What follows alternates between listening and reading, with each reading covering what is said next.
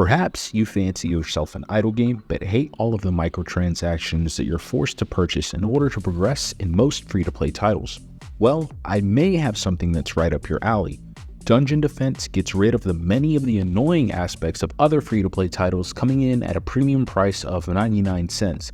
While there are some in-app purchases that you can make, all of them can be obtained through in-game currency. However, it will require a bit of grinding, but at least you'll feel like you're always making progress. To add to that, the vast majority of the upgrades that you can get for the game make it go faster, creating a satisfying gameplay loop as you reincarnate your character and start all over again.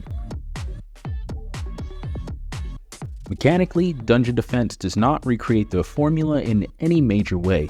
You'll be selecting heroes and mercenaries to defend your castle walls, and after completing every round, you'll obtain gold that can be used to purchase new mercenaries, equipment, upgrades, new research perks, or enchant existing gear. You'll have essentially 3 parallel progression tracks. The first is the main day, and this will provide you with rebirth stones once you get past 100 days. These stones are largely used for meta progression upgrades or purchasing new characters. The second is the Tower of Trial.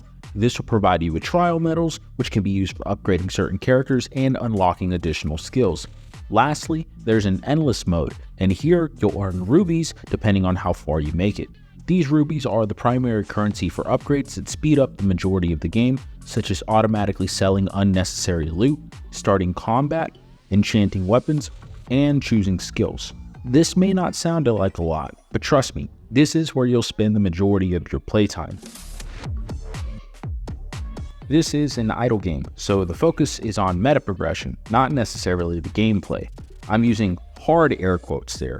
The idea of the bonuses that make the game faster is a great concept, and it made me push to just see how fast the next upgrade would make my next run. Thankfully, the upgrade to double your speed is pretty quickly accessible very early on, and so it makes the game much more enjoyable.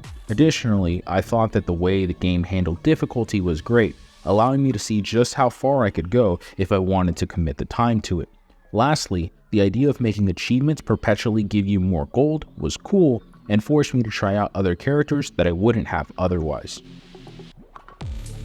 There are a lot of things that I didn't necessarily like about the game.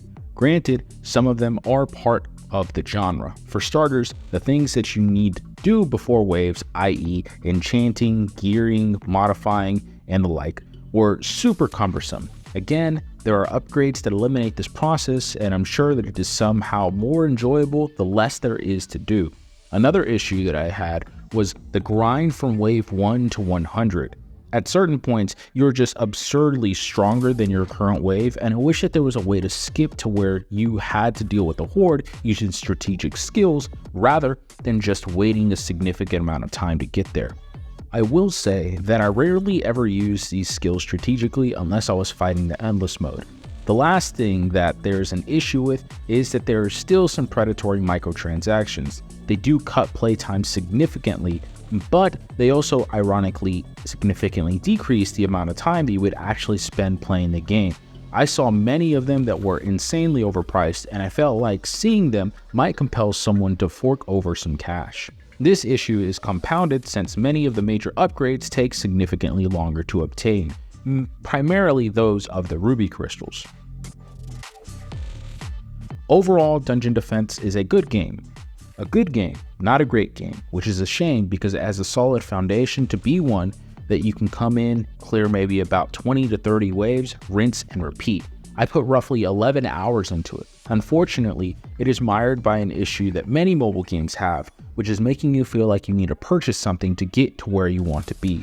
If you're looking for an idle game that has enough content to keep you entertained for who knows how many hours, then this one may be for you. Otherwise, this may be one that is worth overlooking.